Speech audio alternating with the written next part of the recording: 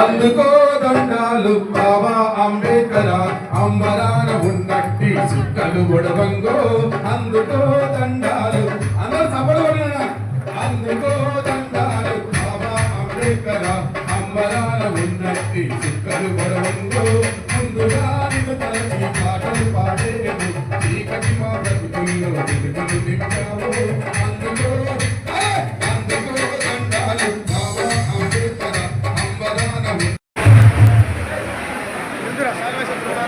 అయితే రాజకీయ వ్యవస్థ జ్ఞాపక భాగంగా మనం యొక్క పురాణ సమాజాన్ని పరిశీలన తీసుకున్నట్లయితే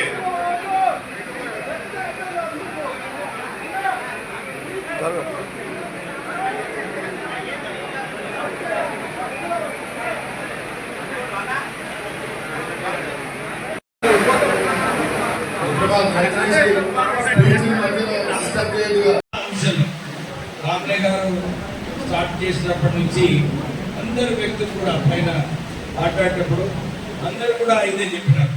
పాలకులస్తులు అందరూ కూడా బయటికి వచ్చే అవసరం ఉన్నది. చాలా మంచి పాట పాడింది రాజేష్. మీద ఒక మంచి వీడియో చేసి వైరల్ చేయాలి. మాలా జాగో ఏదైతే వారు పాడినారో నిజంగా అద్భుతమైన పాట. నేను మన చిన్నయ్య మన సంఘాలు ఏదైతే ఉన్నాయో సర్వయ్య గారికి తెలుసు. చాలాసార్లు వచ్చి సార్ మనం ఈ అంశం కూడా మనం వ్యతిరేకిస్తామని చెప్పినప్పుడు నేను వాళ్ళందరికీ ఒకటే విషయం చెప్పినాను. అరే మాలలందరూ కూడా ఎక్కడ కూర్చుంటే నడవదు, ముసుగులు వేసుకొని కూర్చుంటున్నారు. అందరు బయటికి వచ్చే అవసరం ఉన్నది. మీరందరూ కూడా సెపరేట్ అసోసియేషన్ పెట్టినప్పుడు అసలు ఐక్యమత్యం ఎక్కడ కూడా కనపడదు. 10 మంది 10 దాడిలో పోతే ఎక్కడన్నా ఎవరన్నా గౌరవిస్తారా? ఎవరు కూడా గౌరవించారు. మీరందరూ కూడా ఒక్క ప్లాట్ఫామ్ పైన వస్తే నేను ముందుంటానని చెప్పి చాలాసార్లు వారికి కోరడం జరిగింది. అలాగే వాళ్ళందరూ కూడా ఒక ప్లాట్ఫామ్ మీద రావడం జరిగింది. అందరూ అనుకుంటున్నారు అరే వివేక్ ఎందుకు వచ్చినాడు ఇంత లేటు. నిజంగానే డాక్టర్ గోపీనాథ్ గారు చెప్పినట్టు అరే మంత్రి పదవి గురించి వచ్చిందా.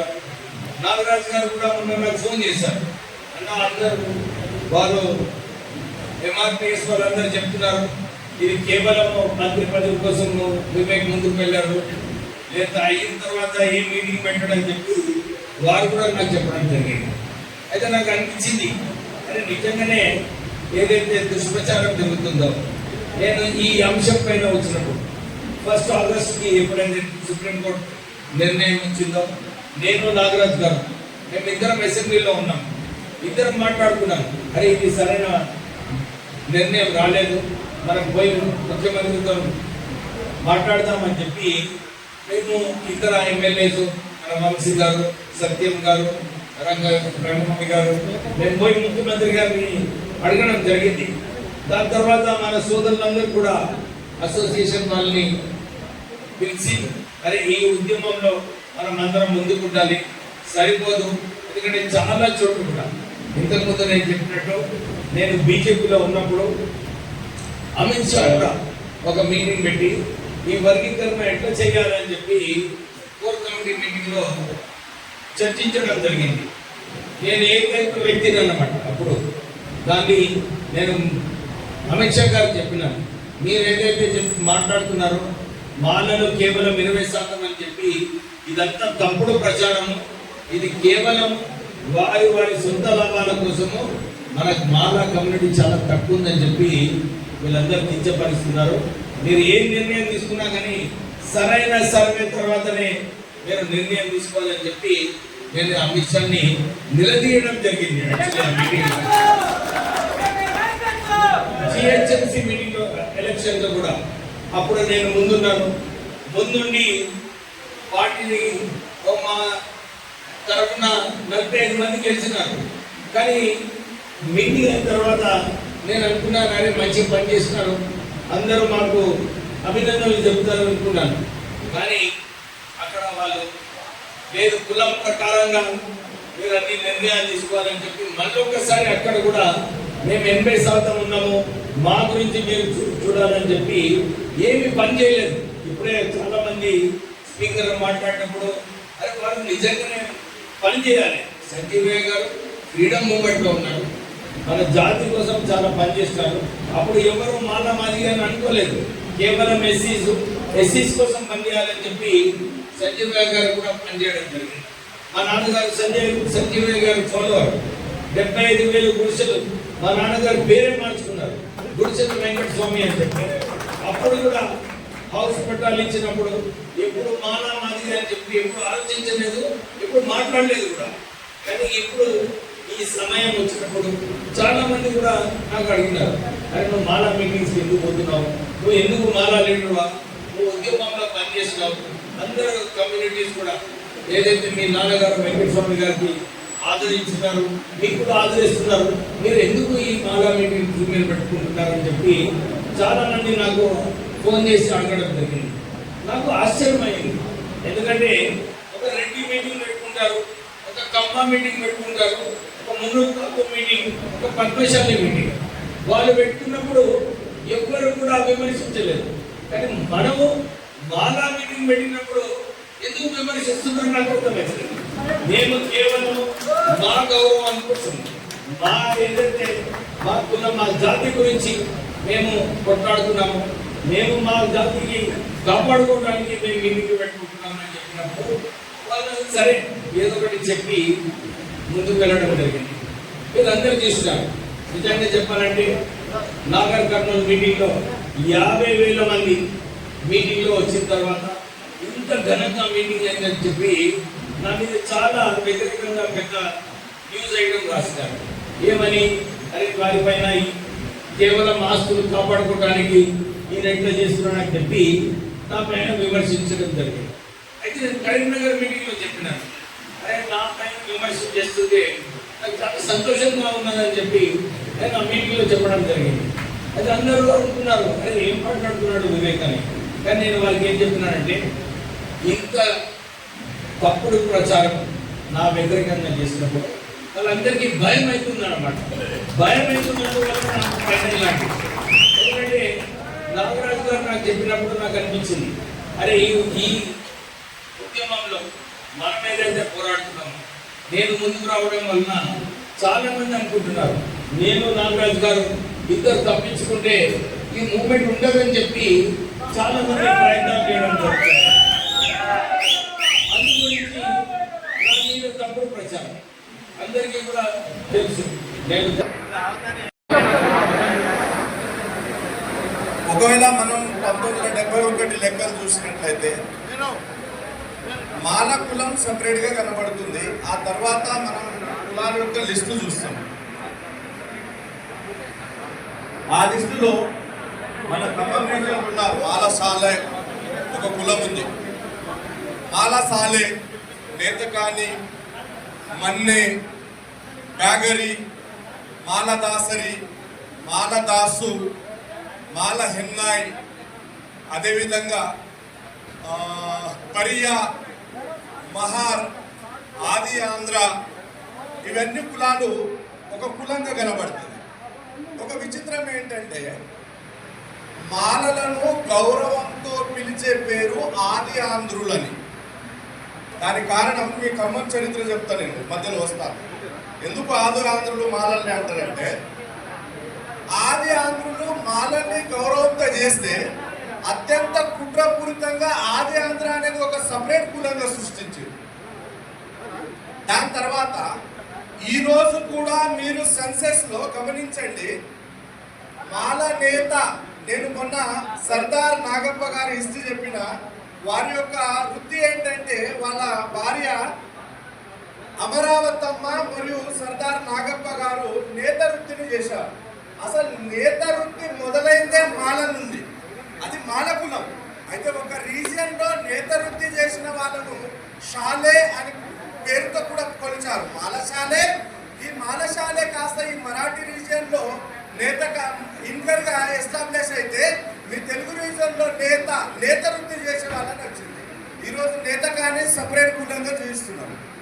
విచిత్రం ఇంకోటి ఏంటంటే, పంబాల ఉన్నాడు.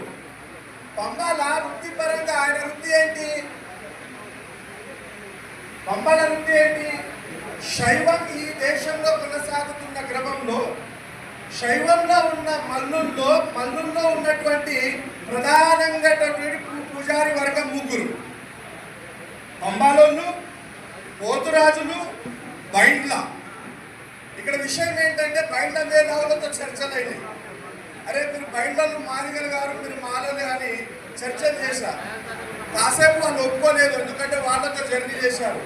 కొంచెం social culture anthropology, biological anthropology, genetic anthropology, history చెప్పినప్పుడు బైండ్ల ఇంటలెక్చువల్స్ ఒప్పుకున్నారు మేము మాల వేసుకుంటే ఉన్నామని. అది మల్లజాతి శైవ ఆచారంలో ఉన్నటువంటి పూజారి వర్గం. అన్ని రంగాలలో వెనుకబడ్డారు. దశాబ్దాల కాలం నుంచి మానవులు వాళ్ళని దోసుకొని తింటా ఉన్నారు. ఈ బిల్డింగ్ మానవుడిది, కాకపోతే ఇది మనది లాక్కున్నారు. ఈ భూమి మానవుడుకున్నది వాళ్ళ, ఇది మనలో ఉన్నటువంటి వాటాన్ని కూడా లాక్కున్నారు అన్నప్పుడు మరి సమాధానం చెప్పాల్సినటువంటి బాధ్యత మనపై ఉంది. మరి నిజంగా మనలో ఎవరికైనా సమాధానం చెప్పొస్తుందా అని అడుగుతున్నా. ఎందుకు వ్యతిరేకిస్తున్నాం?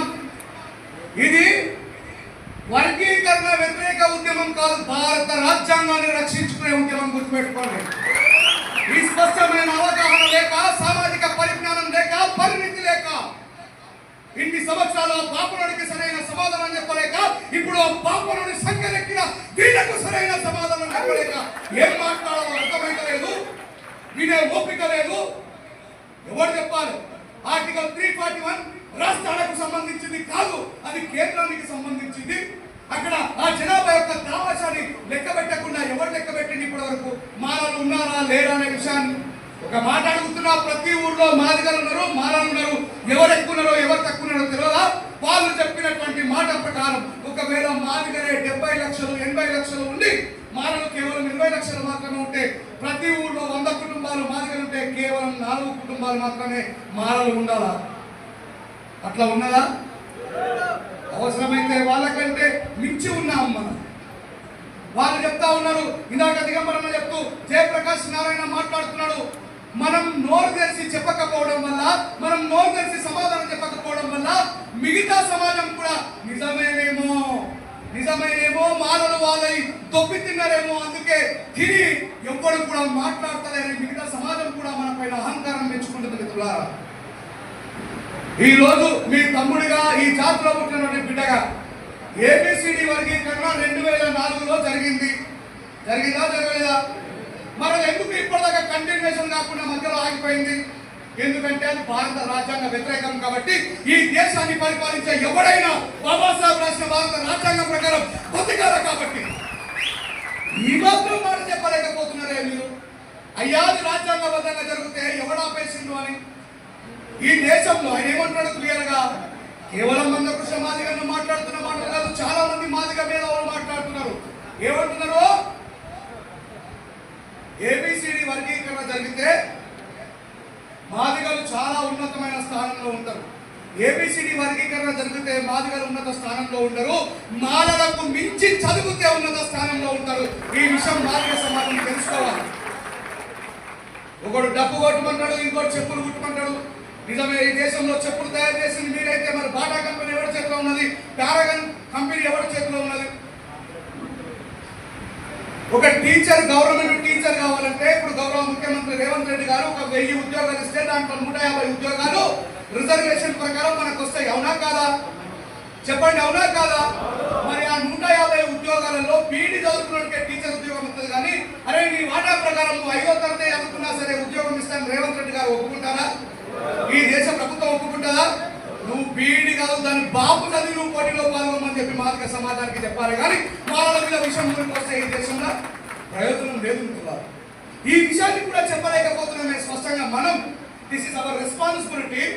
ఈ రోజు వివేకం ఎందుకు వచ్చిండు, నాగరాజ్ సార్ ఎందుకు వచ్చిండు? వాళ్ళ పదవుల్ని వదిలేసి జాతి కోసం నిలబడాల్సినటువంటి ఆవశ్యకత ఎందుకు వచ్చింది? వాళ్ళకు మద్దతుగా బలంగా మనం నిలబడితే వాళ్ళు అసెంబ్లీలో మాట్లాడతారు.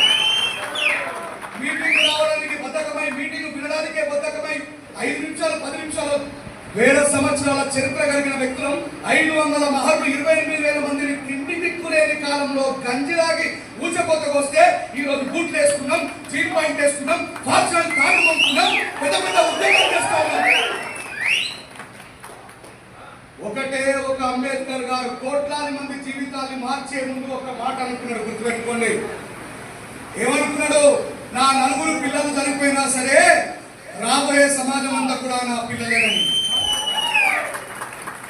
మనం ఏమనుకుంటున్నాం? మనం అందరము అంబేద్కర్లమే కామా? మన తాతలు ఎట్లా బతికిండ్రు, మన తండ్రులు ఎట్లా బతికిండ్రు, మనం ఈరోజు ఎందుకు ఆఫీసర్లమైన? బాబాసాహెబ్ అంబేద్కర్ చెప్పిండు, అరే అంబేద్కర్ చచ్చిపోతే భౌతికంగా ఒక్కడే అంబేద్కర్, రాబోయే రోజులలో కోట్లాది మంది అంబేద్కర్ రాబోతున్నారు ఈ దేశంలో. సపోర్ట్ కొట్టకుంది. మనం అంబేద్కర్ గారు చెప్పిన సిద్ధాంతాన్ని మర్చిపోయి పిల్లలతో బిర్యానీ తినుకుంటా లోపల ఉంటున్నాము. గుర్తుపెట్టుకోండి, బయటకు రావాల్సిన సమయం వినండి. చిన్న చిన్న నాకు ఈ కుర్చీ పంచాలు చూస్తేనైతే నాకు చిరాకు వస్తుంది. ఏమైతుంది చెప్పండి? మన తండ్రులు కష్టపడి కూలీ చేసి మనల్ని చదివించి బాబాసాహెబ్ అంబేద్కర్ చెప్పిండు education more power in the weapon అని చెప్పేసి ఆ పవర్ ని మాలలకి మన తండ్రులు తాతలు అందించిండ్రు. ఈ విషయాన్ని మనం చెప్పకపోతే మిగతా సమాజం అంతా నిజంగా మన మౌనాన్ని చూసి మాలలు తొప్పి తిన్నారేమో అనుకుంటున్నారు. ఆ అపనింద నుంచి నువ్వు బయటపడాలంటే నువ్వు బయటకు వచ్చి డిసెంబర్ 1వ తారీఖు నాడు మాలలు 20 లక్షలు ఉన్నారు, 70 సంవత్సరాల నుంచి మాలలు తొప్పి తిన్నారు. ఇట్లా అంటే మీకు ఏమనిపిస్తలేదా? అనిపిస్తలేదా? నేనైతే బాబాసాహెబ్ అంబేద్కర్ వారసుని ఒక మానవుడికి పుట్టిన కాబట్టి నేను ఖచ్చితంగా నా వాణిని వినిపించాలా, నా జాతి పక్షాన్ని నిలబడాలా, ఇది నా బాధ్యత అని నేను ఇక్కడ ఈ బాధ్యతని ప్రతి ఒక్కరు గుండెలో పెట్టుకొని ప్రయాణం చేయండి. ఒకటే ఒక బాబాసాహెబ్ అంబేద్కర్ గారు ఈ కులంలో పుట్టి, నేను అన్నది మాట అందాల భాస్కర్ అన్న ఏమన్నాడు మొన్న, అంబేద్కర్ కు కూడా కులపిచ్చి లేకపోతే అంబేద్కర్ వాళ్ళ సొంత కులమైన మహాత్మా సమ్మేళనం ఎందుకు పెట్టిండు అన్నాడు. మనం ఎప్పుడైనా బాబాసాహెబ్ అంబేద్కర్ మా మాలైనా అనుకున్నామా? మనం ఎప్పుడు మన తలకాయలు ఒకటే ఉంటుంది, భోజనవాదం అని చెప్పి ఓడి పడుతు వాడికి కూలి పని చెప్పి రాష్ట్ర నడ్డు మీద కంటే మన పడుతుంది. అందరూ ఇట్లా చేసుకున్నారు మనం. ఇప్పుడు మన కులం కోసం ఎవరో మిత్రులు మాట్లాడుతున్నాడు, రంజన్న రాజేష్ కి ఖండకవరం ఉన్నదని. మరి ఇదే మాట ఈ దేశంలో మనువాదులు వింటున్నాడు, మా దళిత సింహం, మా దళిత తేజమని సపోర్ట్ కొట్టిరు. ఇక మీరు మనువాదుల సంఖ్యకి వాళ్ళ బూట్లు నాకుతూ రాజ్యాంగానికి బూట్లు పడుస్తూ ఉంటే, రాజ్యాంగ రక్షకుడిగా ఒక బాబాసాహెబ్ వారసుడిగా మీరు చేసిన తప్పుని ఎత్తి చూపెట్టకపోతే ఎన్ని సంవత్సరాలుగా మా మీద నిందలేస్తూ ఉంటారు. మీరు సీము నెత్తులు సిగ్గు మానం నచ్చ ఉంటే ఒక మానవాడిగా మీరందరూ కూడా కదిలి ఈ సమాజంలో రాబోయే మన భవిష్యత్తు కోసం పోరాటానికి సిద్ధం కావాలని చెప్తున్నారు. ఈ అవకాశం ఇచ్చినటువంటి మరి ఖమ్మం ఉద్యోగ సంఘాలందరికీ మనస్ఫూర్తిగా రాష్ట్ర వార్త పాట మనస్ఫూర్తిగా సరే నేను వాడిన పాట ప్రకారం నిలబడతారా? ఏమైంది సమస్య?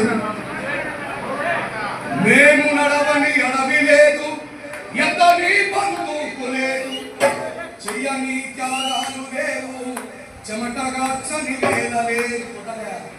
కళాకారం చూడాలి. మేము నడవని అడవి లేదు, ఎత్తని బంధుకు లేదు, చెయ్యని త్యాగాలు లేవు, చెమటగార్చని నేల లేదు. వాళ్ళు అంటున్నారు మన పోరాటం మన కోసమే చేసుకున్నామని. ఈ శరణం రాసినప్పుడు చెప్పిన మీలాగా కుల ఉద్యమాలు చేసుకోవడం కాదు మేము. అంటారా నీ బతుకులలో పొద్దు పడుపులు చూడాలని.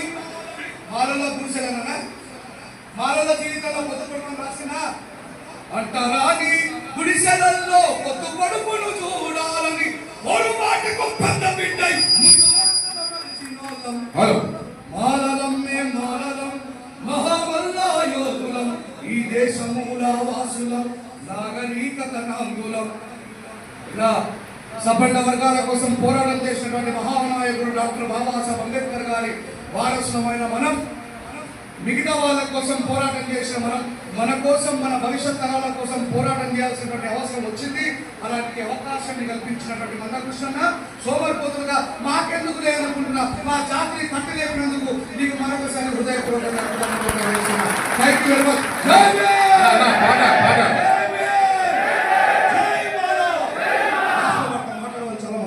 Okay thank you. లక్షలాది మంది కదిలిపోవాలి సినిమాల దాకా. మన ఫస్ట్ ఒకటే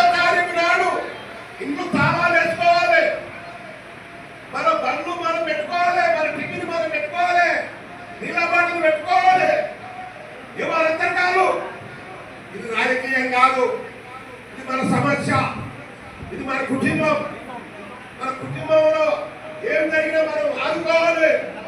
ఎప్పుడు లేదు ఇప్పుడు సాధిస్తే పార్టీలకు ఏ పార్టీ కానీ వర్గీకరణ పేరు వస్తే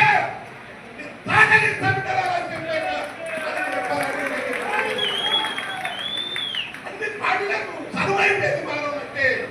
మానవులంటే ఇంకా చూడలేదు. మానవులు వేస్తే ఒక్కొక్క మాల 10 మందిని అడ్డుకుంటాడు. ఒక్క మాలలో 1000 మంది అడ్డుకుంటాడు. అంత శక్తి కలని మానవుడు అంటాడు. ఆ మాలలు ఏ క్షణానికి ఏ పార్టీ ఉంది? పుష్టపాతి అంటాడు. ఏ పార్టీ లేదు. కాంగ్రెస్ పార్టీ ఉంది, తెలుగుదేశం పార్టీ ఉంది, టీఆర్ఎస్ పార్టీ ఉంది, తెలుగుదేశం పార్టీ ఉంది. ఓరాబాయ్ బాబాసాహెబ్ అంబేద్కర్ బాగున్నాడా?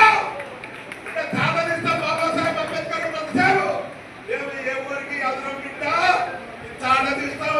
ఎంతవరకు ఆయన అడ్డుకుంటాం. కాదు పైకి చేసి చేసినా వర్గీకరణ కాకుండా అడ్డుకుంటాం. అందు గురించే హైదరాబాద్ లో పిటిషన్ వేసినాం. మళ్ళీ ఢిల్లీలో ఇంకో పిటిషన్ వేస్తాం. మీ వర్గీకరణ అడ్డుకుంటాము. మీరల్లా కదిలి రావాలి అన్నాడు. మీరు కదిలి వస్తేనే బాగుంటుంది.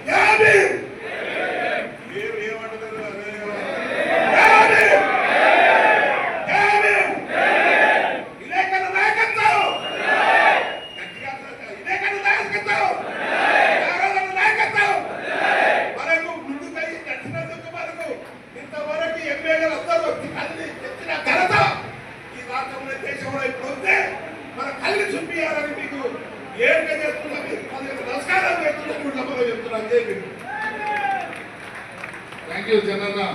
అత్యద్భుతంగా మీ వాయిస్ వినిపించారు మాల సమాజానికి. ఇప్పుడు 2 నిమిషాలు అత్యద్భుతంగా సత్తుపల్లి టీము మన ఈ కార్యక్రమం ప్రోగ్రాం అనుకున్న కాడి నుంచి అత్యద్భుతంగా పనిచేసింది. వారిని ఒక్క నిమిషం మాట్లాడవలసిందిగా కోరుతా ఉన్నాను. వేదిక మీద ఉన్నటువంటి పెద్దలందరికీ నమస్కారం. ఒక మాట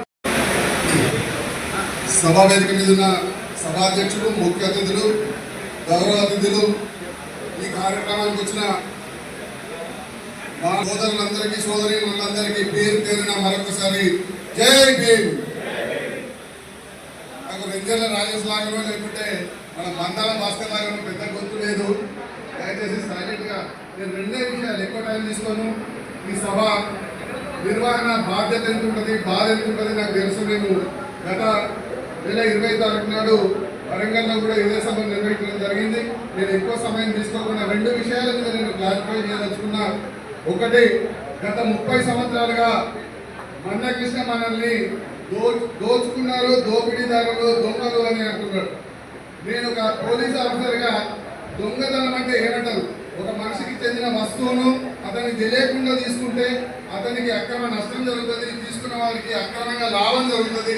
కాబట్టి దాన్ని దొంగతనం అంటారు. అదే అతడు మెరుకుండగా కూడా అతన్ని గాయపరచో బెదిరించో తీసుకుంటే దాన్ని దోపిడీ అంటారు. అదే 3 కంటే ఎక్కువ మంది, 5 కంటే ఎక్కువ మంది చేస్తే దాన్ని బందిపోటు అంటారు. కానీ మనల్ని దోపిడీదారులు అంటూ తెలంగాణ ప్రభుత్వం వచ్చిన తర్వాత 2 సార్లు ఎస్సీ కార్పొరేషన్ చైర్మన్గా ఉండి, ఒకసారి బిడమర్తి రవి, రెండోసారి ఎర్రల రవి, మన అక్కడ ఉన్న నిధులన్నీ మాదిగలకు దోచిపెట్టిన వాళ్ళ దొంగల న్యాయంగా చదువుకొని చదువు ద్వారా లబ్ధి పొందిన మనం దొంగలమా మనం నిర్ణయించుకోవాల్సిన అవసరం ఉన్నది. ఇంకొక విషయం చెప్పాడు. మొన్న జడ్జిమెంట్ వచ్చిన తర్వాత కొత్త నినాదం మాలలు మనవాదులు అంటాడు. మనవాదులు అనే దానికి మనస్ఫూర్తిలో నాకు తెలిసిన వరకు చతుర్వర్ణ వ్యవస్థను కాపాడేవాడు మనవాది. కానీ ఆ మనవాది చతుర్వర్ణ వ్యవస్థను కాపాడుతున్న మనవాది సంఘానికి మనల్ని మనవాదులు అంటున్నాడు. మరి దీనికి మనం గట్టిగా సమాధానం చెప్పాల్సిన అవసరం ఉన్నదా లేదా? ఈ సమాధానం మనం 30 సంవత్సరాల క్రితమే చెప్పుంటే ఇంత ధైర్యం చేసేవాడు కాదు, ఇంత ధైర్యంగా మాట్లాడేవాడు కాదు. ఇప్పటికైనా మించిపోయింది లేదు. ఒకవైపు మనం కొద్దిగా చైతన్యం కాగానే భయం మొదలైంది. మాలలు బాగా బలవంతులు,